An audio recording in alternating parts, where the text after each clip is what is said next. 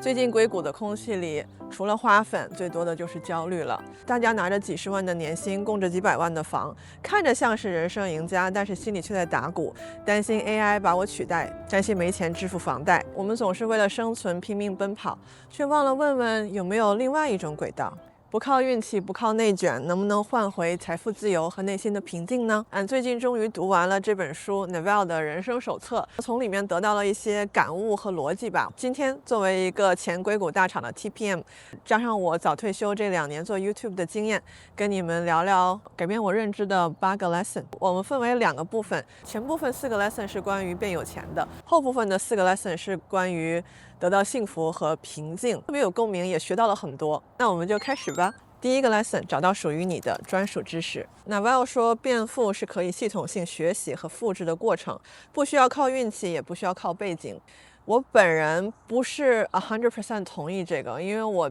确实看到过很多因为运气或者背景而更成功的，或者更容易成功的人。但是他说的也有一定的道理，我来跟你们分析一下。他说找到属于你的专属知识呢，就是你的 specific knowledge， 这个不是课本上教的，而是你自己爱好、好奇，然后自己研究出来的知识，比如写代码、搞理财、创作内容、e-sport。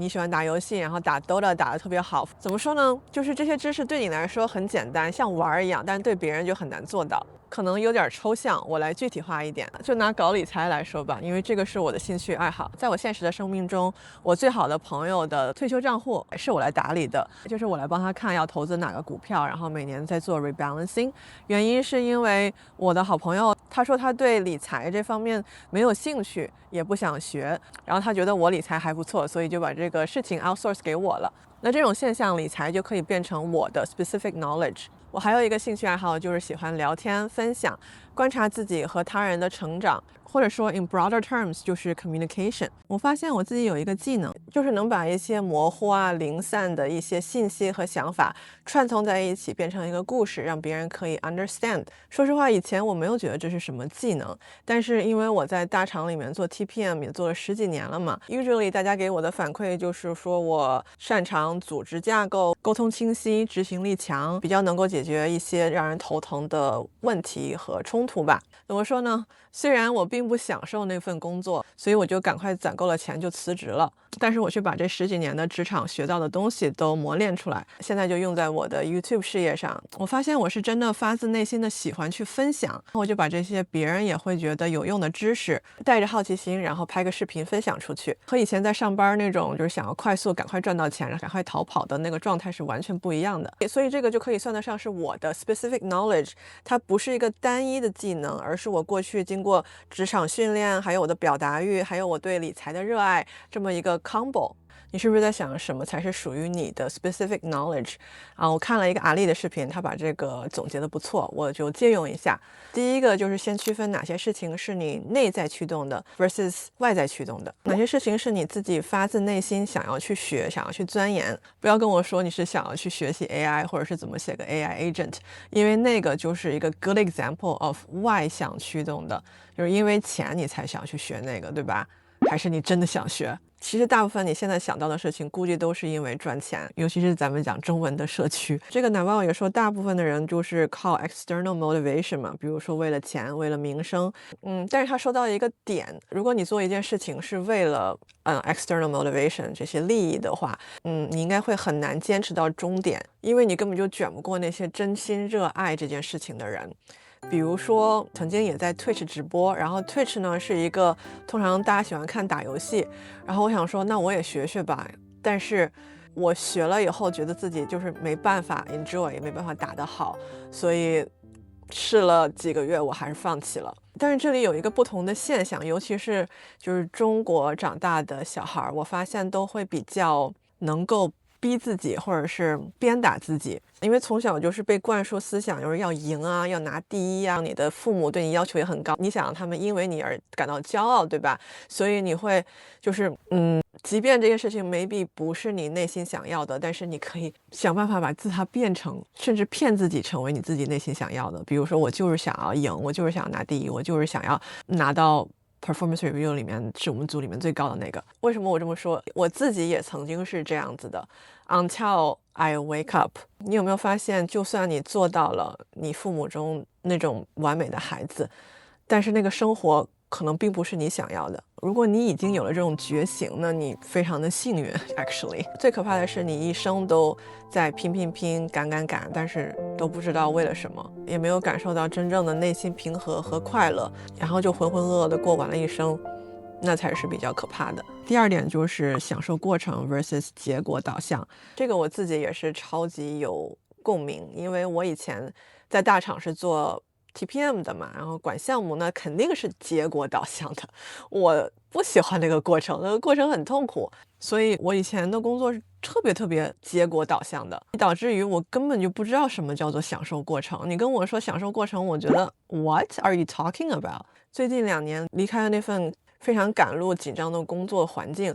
我慢慢的可以试着享受过程了，因为咱总不能永远盯着那个目标跑吧。我们人类所有人的目标是死掉，所以咱必须得享受过程。那为什么找到你的 specific knowledge 那么重要呢？因为就是你想让它就做的时候，对你来说可以达到一个心流的这么一个状态。这个也是我最近2年学到的。比如说我在写咱现在录的这个视频的稿子的时候，我就坐在我们家后院，然后我就写，敲字盘，也不知道时间过去多久，抬起头来看，发现树芽已经长出来了，春天已经到了。刚刚讲的全都是 specific knowledge， 然后第二个在变富的 section 就是杠杆 leverage。Naval 是说富人要靠杠杆致富，然后现在的杠杆主要有3种。第一种就是资本杠杆，也就是说 you invest in other people's company， 比如你投资股票，如果你投的比例够大的话，那你就拥有了那个公司的一部分，那个就是你的资产。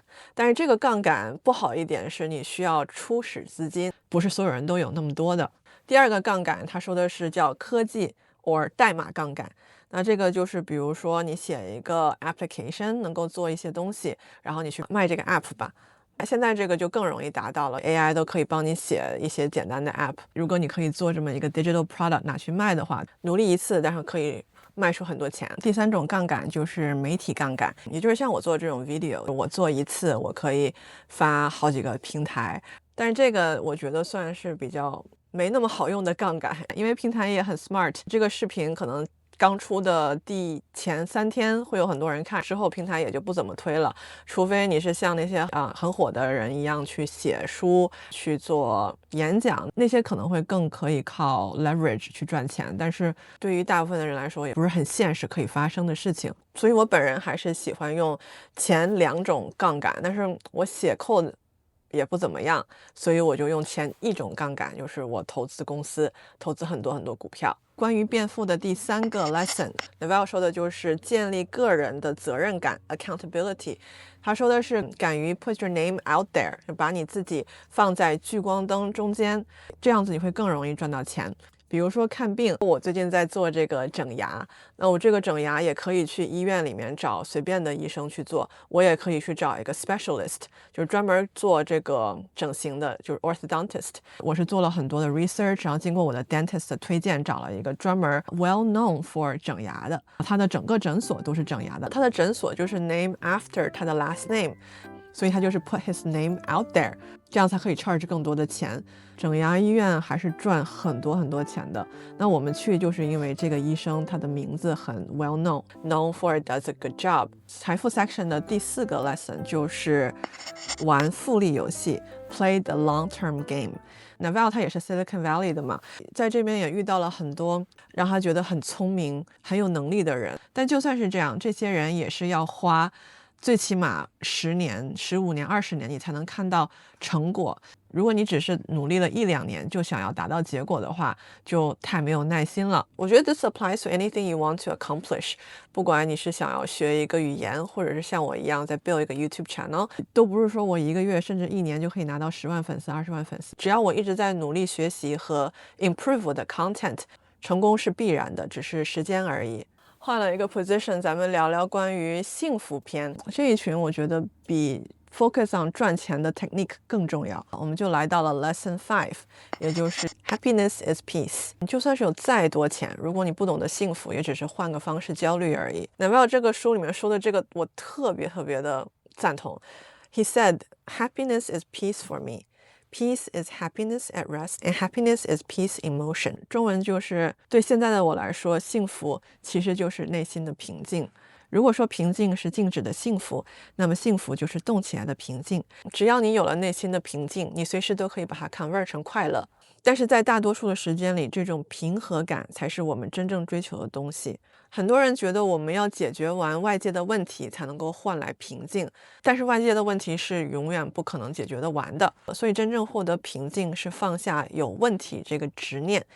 先别转走 I hope I haven't lost you yet。 接下来是一个非常 strong 的 concept， 叫做 Desire is a contract you make with yourself to be unhappy until you get what you want。 所谓欲望，也就是你想要的东西，其实是你跟自己签下一份契约，在达到这个事情之前，你就是会不快乐的。当你年轻的时候，你身体好，你可以做的事情也多，所以你的欲望就会一直增加。但是其实这样子一直增加欲望，是在一点点吞噬你的幸福感。这个就是人生的悖论。年轻时呢，你有身体有体力有时间，但是没有钱。中年的时候你有钱也有体力，但是你没有时间。老年的时候你有了钱，但是没有身体健康，也没有时间了。 The perfect life 就是三位一体，同一时间拥有这三样东西。 What really happened in reality 是大多数人意识到自己已经攒够了钱的时候，已经丢了幸福和健康。我在这边想要表达的是，你要明白成功它并不等于幸福，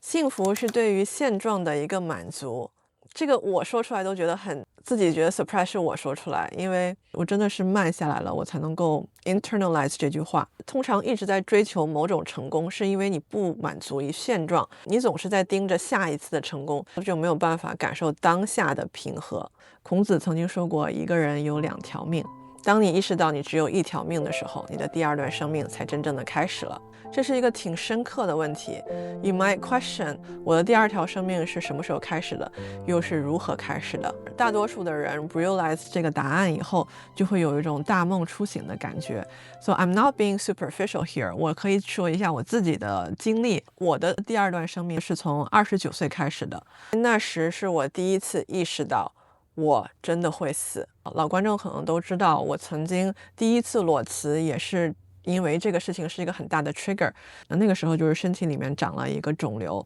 照 ultrasound 的形状非常奇怪，所以医生当时是觉得它有可能是一个恶性的。在美国这边的医疗也不是很快，为了检查这个肿瘤，我需要做 N 个 test， 然后每个 test 都需要 go through 不同的医院不同的医生，有时候还会等很久，所以我大概快要1个月才知道我的真正的结果。在这个1个月的过程中，我去了不同的诊所，去 run 了不同的 test， 然后每一次我都要等这个检测报告的时候，我当时的心里面真的是觉得，只要我是健康的，只要我活着，其他一切都不是事儿。后来 obviously 我活到现在，代表我的肿瘤也不是恶性的， knock on wood 它永远都不会是。 My point is， 就那一刻我才开始真正接管了自己的人生，打算 live differently。 幸福是可以主动选择的。我们现在的人都 too much take things for granted。 大部分看我视频的人应该都是衣食无忧，有 temperature control 的房间，有热水洗澡，想吃什么吃什么，对吧？在这种情况下，我们会变得觉得好事情它就应该发生在我们身上。然后如果事情 does not go our way， 就跟我们想象的不一样，我们就会觉得比较烦躁，然后觉得甚至有点恨天恨地。当然有很多人经历的事情确实是痛苦的，比如说身体上受了伤，或者是家人的身体上受了伤，这些都是非常难接受和对待的。但人生有很多时候就是非我们能够 control 的。对于任何一件事情，我们只有3个办法，一个是 change it，第2个是 accept it， 第3个是 leave it。 如果你想要改变它，那就达成了一项欲望。刚刚我们说的 desire is a contract you make with yourself and you won't be happy until you reach it。 所以在成功之前，这个欲望就会让你感觉到焦虑和痛苦。我不是说咱不要有欲望，因为 that's impossible， that's not how human work。 但是千万别贪多。在同一时间最好就选择一个对你最重要的欲望 ，focus on 完成它。如果你选择了2个欲望，你就会分心，毕竟达成一个就已经挺难了。那第二个刚刚说的就是离开它 ，leave it， 彻底断绝跟这件困境、这件事情的关系。退出这个环境，有很多事情是没有办法 leave it， 尤其是身体上的问题或者是家人，那就来到第3个，你只能接受它 accept it。 如果你没办法改变，你也没办法离开，那你必须得全盘接受。最糟糕的选择是既不行动去改变，也不离开，也不甘心接受的这种状态，这个就是纯粹的挣扎和内耗，这才是绝大痛苦的根源和来源。什么才是真正的接受呢？就是放下你对这件事情的 negative judgment，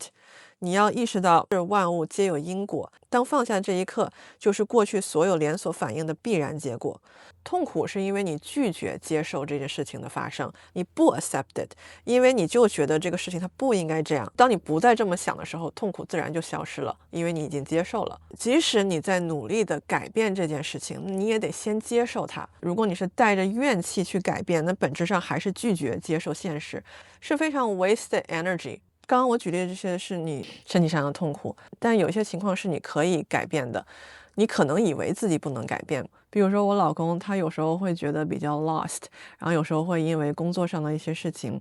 感觉到很焦虑，久久不能从这个焦虑里面出来。那个时候我就会把他拉出来，回到现实，跟他说说我们现在的人生中有多么美好的事情，包括我们拥有健康，我们拥有财富，我们可以住在一个不打仗的地方，我觉得已经是非常 grateful 的一件事情了。还有我跟他说，你要实在是觉得这些我跟你分析的还是不够让你 release the anxiety， 那你可以去做一些 volunteering， 比如说去墨西哥建房子，那个是他去过的，就是他去了快要1个月，那个时候大家就是住在一个算是半建起来的帐篷里面，然后大家 share 一个 community bath， 每天都在暴晒的太阳下建这个房子，建10个小时。那你去那样过1个月那样子的日子，或者你去 Patagonia 背一个40公斤的 backpack 走它个3天3夜，然后你再回来，就会觉得其实现在的人生已经很好了。有的时候我们就是不受点苦，不知道现在的人生有多好。最后一个关于 Naval 说的幸福的 lesson 就是与自己独处的能力。Naval 是说现在的人很难安静跟自己独处。就比如说我刚才在公园里面，如果你想让我就坐在那儿跟自己什么都不做，就坐在那儿1个小时，我可以保证告诉你我做不到，我最多可以做到 maybe 3分钟5分钟，然后我就一定觉得我得去干点有用的事情了，比如说拍视频、剪视频，巴拉巴拉的。